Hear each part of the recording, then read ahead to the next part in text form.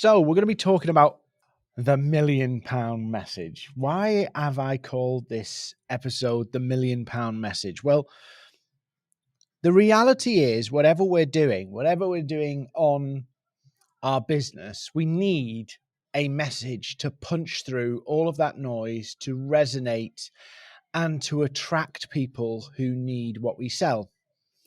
Now, I talked about in the past, I've talked about momentum. I've talked about the realities of growth, that you have to push through things. You have to kind of make things happen. And this is no different. There's an element of choose a message and run with it and just make it mean something.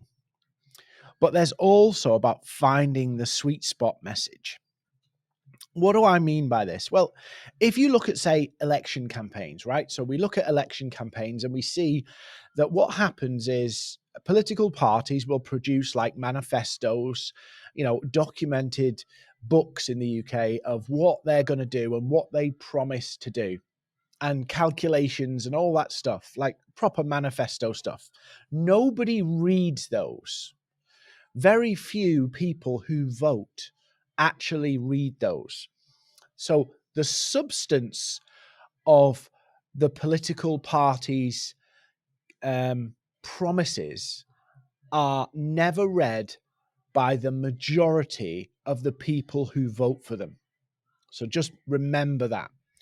So when an election's on in the UK, you've got political parties. Whoever gets the most seats runs the country. So they produce these documents, detailed documents with calculations and all that kind of stuff. And then what happens is nobody reads it. And the whole election is then fought on slogans and summaries, basic summaries of what they intend to do. And the opposition will say, we have a fully costed plan. And they just say it. And the Institute for Fiscal Studies has evaluated our plan and said it stacks up. Right, okay. Very few people even read that, look at it or anything. And the parties just slug it out over slogans, statements, and accusations. That's it. The whole election is fought over slogans, accusations, and statements. The substance, the media will pick things out and hurl things at each side. And the opposition will pick things out and hurl things at each side, but there's no context, there's no substantive. It's all based on the basics, the simplest forms of the message. So what does this mean for us? Why is this important, and why have I spent the time talking about this today? Well, simply put, you are fighting an election campaign where people have to choose you. That's it. We're fighting an election campaign. And so the substance behind you needs to be present, but you won't win the election with the substance. You'll win the election with the slogans, the statements, and all of that stuff, and the message, basically. So if we look at, say, a 2019 election here, there was a fairer Britain and get Brexit done. Fairer Britain, get Brexit done. Now, if you don't listen to the message that Labour was painting, and this isn't about which political party, Labour was presenting basically the country's unfair. It's time that the working people did better. That was the substance of their message. The Conservative Party was, we will get Brexit done. Yep. Now, whether they did or they didn't is irrelevant for this. We're just dealing with the message itself. Liberal Democrats was, we oppose Brexit. Fundamentally, totally oppose Brexit. Scottish National Party is, we're leaving. We're leaving, mate. So if you start to look at the messages, right, the Liberal Democrats attracted die-hard anti-Brexit people. The pragmatic anti-Brexit people went Labour, and the Conservative Party attracted the people who wanted Brexit finished, totally done, dusted. I don't think they managed to get it done, dusted, but you see my point. The message was, if you want certainty, here's our certainty.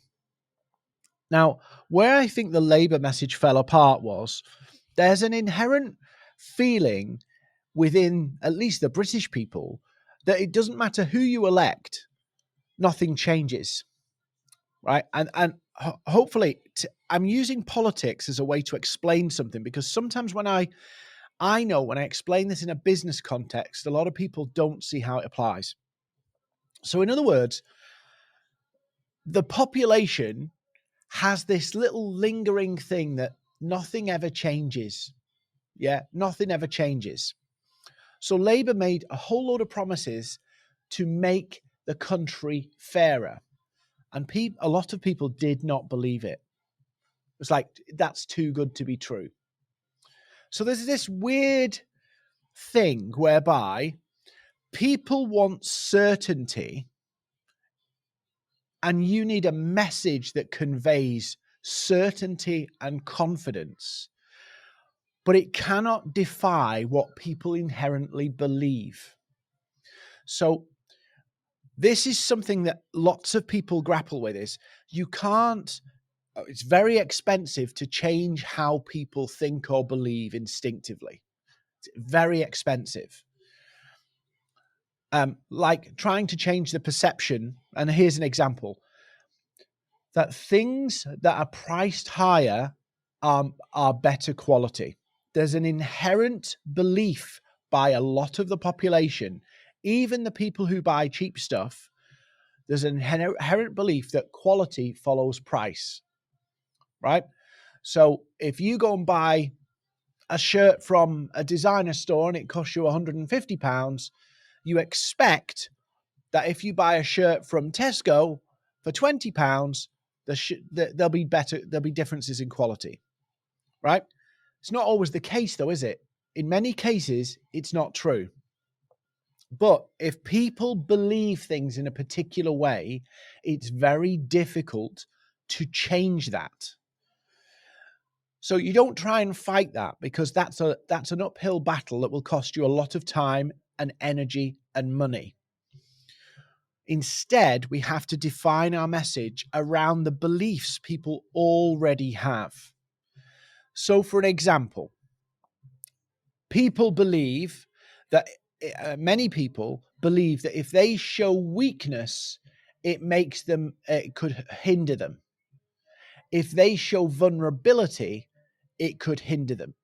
Now, unless you're a champion of vulnerability, it's very expensive to educate people that that's not true. And so if we're trying to sell something that makes a difference to our customers and clients' lives, in whatever context, we don't want to try and convince them that we have a solution for them and take on the campaign to change people's mindset. That's quite an expensive task. And you will meet a lot of no's to your services as you try to do that task. You have to go with where people's heads are at. So I'm not saying you change what you sell, but you might have to change the message. The manifesto might be the same, but the way you communicate it might be different if you've got people who don't or have these instinctive beliefs about the way the world works. So one example of this that I'll share with you briefly before we wrap up is I jokingly call it the erectile dysfunction problem. And this is important if what you're selling makes it personal to the person who's buying it. What do I mean? Coaching. Coaching is personal. Fitness and weight loss. Confidence. Anxiety. Anything that's personal. If you help people on a personal level, if they feel like they're not confident enough to speak up in board meetings, or they feel like they're being undermined by members of this team, there's an inherent feeling that if they show weakness or vulnerability in this area, it could cause them problems. It could make the situation worse. And many people do not want to admit some of the things they feel to complete strangers or in a public space. So I talk about it as, imagine if you had a conference for erectile dysfunction, and it was a public conference for men who wanted to come along and network with each other. There's a reason why that conference does not happen. It's because people would feel uncomfortable or embarrassed to come. Dead simple. So there are certain topics, certain pain points that if you're not careful, you could end up losing people simply because if you start talking about erectile dysfunction on LinkedIn, right? So Dean is no longer Maverick. I'm somebody who helps people with erectile dysfunction, right? Here's the thing. I will be posting, nobody will be liking and nobody will be commenting because they wouldn't want to be seen to be agreeing or engaging with something about that, because what if somebody sees, even though that might be totally irrational, even though it might be, who's going to be watching your posts? People are obsessed about it. I had somebody, a client of mine, and they were managed, their account was managed by one of our team. And we had this whole holy hoo-ha in the early days, because of course we teach 7 steps of social selling, engage with prospects. And one of their prospects was talking about frogs. I'm not joking. On one of their posts, their prospect was talking about frogs. And they're a vice president of global business. And they had a breakdown over the fact that what would their colleagues and what does it do to their personal brand, and how would it be seen to other people that he was engaging with a post about frogs. I'm like, I don't care, right? So what? I'm commenting on a post about frogs. That's my prospect. I'm going to comment because I want to build a relationship. I don't care about that. That was a post about frogs. Imagine how people would feel about anxiety. Imagine how people would feel about well-being, coaching, weight, fitness, all of these personal things. Yeah. Procrastination. Now, some people say to me, Dean, no, you're off here. I tell you, I'm not. If you look at the people who talk about those issues, yeah, a lot of them, particularly men, a lot of the people who comment on those posts are either people who've already overcome them. In other words, they've got over the stigma and the feeling of inadequacy about these issues that they've commented, or it's not the client itself. So if I'm posting about erectile dysfunction, the people who have overcome that issue may comment. The people who treat that issue, competitors, may comment. But the people who are feeling the pain of that won't. And that can affect your visibility. It can affect how many people see you. So what we have to do is craft our message that speaks to the audience in a way that resonates with them, that doesn't blame them, that doesn't implicate them, but actually helps them see that there's a better future, there's a better way out. And this message, the reason I call it the £1 million message is a lot of people will keep plugging a dud message rather than dig in and find a message that really hits the mark. And I cannot emphasize enough that once you get that message right, and I mean generally the message, the campaign slogans of your business, once you get that right, it's just bang the drum, rinse and repeat. We're on a campaign. We're going to win the election. But if your message doesn't convey certainty and doesn't tackle or accept the realities of how people feel, you will lose the election. Or you'll get a hung parliament. In other words, you're in office, but you don't have much power. What's that? You chug along. You chug along. You get clients, you get business, but you just chug along.